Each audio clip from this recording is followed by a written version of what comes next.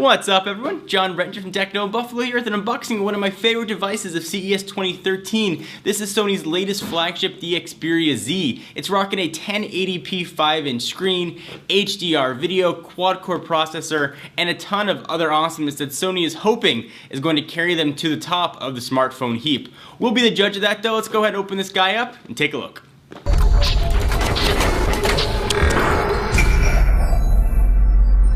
Alright, so here is the Sony Xperia Z in a pretty nondescript box. You got a picture of the device on the front with, kind of funnily enough, Walkman branding. Sony is still using that Walkman brand. So all the specs here on the back, but of course we're going to run through that. That is of interesting note. This was announced with its brother, the Xperia ZL. The Z, though, has some waterproofing on here and some dust proofing. I certainly wouldn't go swimming with the phone, but if it gets caught in the rainstorm, you don't have to worry. Alright, so let's go ahead and open her up. I will use my unboxing scissors and we will take a look at this guy. I remember when we saw it at CES, I was taken away by how solid the phone felt in the hand. We'll see if that translated over from the concept that we saw back in January to the retail version that we've got right now. And speaking of retail version, no US carrier has announced that they're going to pick this guy up. This was sent to us from our friends at Negri Electronics, so if you want to pick one of them up, link will be down below. It's where we get all of our unlocked phones from, and you guys should too. We'll go ahead and take off the box here, and boom! Nothing else in the top. There is the Xperia Z just chilling out. Take that out for just a moment. Push that off to the side. We've got, you don't see these shipping with phones that much anymore, a screen protector. That's nice. What else do we have inside? We've got a wall wart with that sort of adapter, but chances are you've got another one of these laying around. I believe that's what's used in the UK, but I could be mistaken. We've got a simple USB charging cable. We've got some earbud adapters, which is nice to see those included, and some Sony branded headphones, also nice, and some startup guide stuff. Push all that goodness off to the side, and let's take a look right here at the phone. Comes in black or white. We obviously have the white version, and here is the whole device. The back is white, the front though still is black. This is glass on the back of it. So I'm gonna go ahead and peel off the stickers and I'll run through all the specs. Very satisfying to do. It's a really good looking phone. And peel off the front. And let's see if it's got enough battery. There's no battery to put in because it is not user replaceable. We got a sort of a giant power button living right there on the side in the middle. I felt a bit of a vibrate, so it should have enough to power on. So let me tell you what we got here. We are looking at a 5-inch screen, which is 1080p. That's 1920 by 1080, which gives it a crazy PPI of 441. It's got some crazy clear black technology, and the blacks are really black and dark. Android 4.1 at launch, being powered by a 1.5 gigahertz Qualcomm quad-core chip. 2 gigs of RAM on board here, 16 gigs of storage, but micro SD card should be on here somewhere. There it is. So you can expand that up if you want. On the back, that nondescript camera is a 13 megapixel affair that can do HDR video, which I'm kind of curious to check out. Noise canceling mics living right there. That little N letting you know it's got NFC on board, and of course LED flash. On the front, we've got a 2 megapixel camera living right next to the Sony logo. All the usual stuff you'd expect here. 802.11 A, B, G, and N. 2300 milliamp hour battery. Hopefully it'll power this long enough.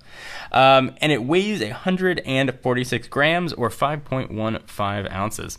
All right, so let's take a quick look at the phone. Let's figure out how to unlock it. Swipe up or down to unlock. We don't have any more Timescape or Mediascape like Sony used to ship on their old Xperia devices. We've got a pretty eloquent interface here. Let me go ahead and get it set up. I'll come back in just a minute and show you what it looks like. Alright, so we got the guy all powered up, and it did boot up relatively quickly. One of the fastest boot ups I've seen actually for a new phone. Let's go ahead and start the tour, then we'll run through all of this business. On the left hand side, living under a flap, is your micro SD card. We've got 2 connectors, presumably for external docking accessories. That will be coming soon. We've got a seam here almost where the screen is, and it's being powered by Sony's Bravia engine. Really nothing here on the bottom. We got some barcodes, and it looks like a little area for a lanyard in the corner. On the right hand side, we've got a downward placing volume rocker up and down. It's a little further down than I've seen on most devices, and a very pronounced camera button right there. It looks like there's a little door beside that. for where the SIM card is going to live, and that's where that guy is going to go. I'll close that up. Up top, underneath another little flap, we've got a 3.5mm headset jack. And you're probably saying, why are there so many flaps for all the connections?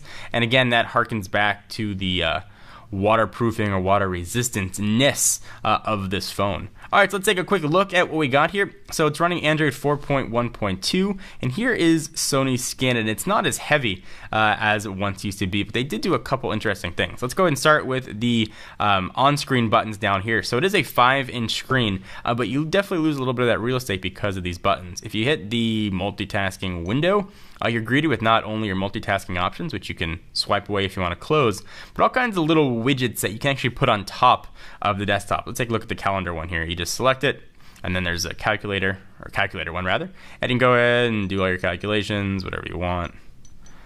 And you can do it on top of really anything you're at, and close it when you're done. So a very handy way to access things. There are a few here that'll work. You've got settings, notes, and some others.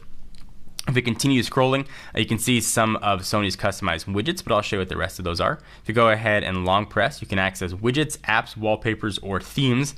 Let's go ahead and start with widgets. And you can see how Sony's got them arranged.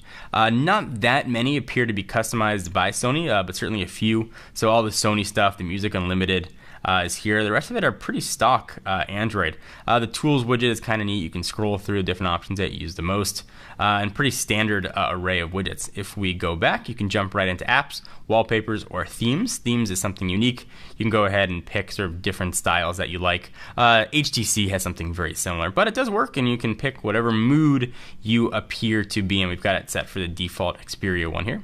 Let's go ahead and jump into apps, and there's some fun stuff that can go on here. First, we have it selected for own order, which means you can reorder these any way you want, which is a little nice tweak. Otherwise, you can view them by alphabetical, most used, or recently installed. So that's handy. They're kind of letterbox in, which is a bit weird. And you've got sort of the Sony ones that come shipped, Walkman, album, movies, and Sony Select. And Walkman's pretty much just going to take you to your music. I'll show you what that looks like right there. And go ahead and jump back. That was a pre-selected music on here. We'll continue the tour. We've got sort of the general Android stuff that's on here, some video unlimited stuff that's default to Sony, some PlayStation stuff here as well, and then the rest of the sort of standard things that you see. Media remote is kind of interesting, social life, and play memories and such. Are here. A few other tweaks that we see. If you pull this down, I've got sort of some nice looking shortcuts there. Go ahead and swipe that up. The screen here is very nice looking. It's a 1080p screen, similar to what we see on the Droid DNA. And speaking of the Droid DNA, let me go ahead and bring that guy in so you can see for comparison purposes. Both 5-inch screens with sort of different layouts. You can see what they look like side by side. Certainly the Xperia Z looks to be a little bit on the chubbier side, but it definitely has a great feel to it. The HTC build quad I think is outstanding, and I think Sony has done a very nice job of matching it here. So certainly a personal preference, whatever you prefer. Looking at the back of the devices, you've got the glass back versus sort of that matte soft touch finish. Both though bring a lot to the table and certainly are in direct comparison.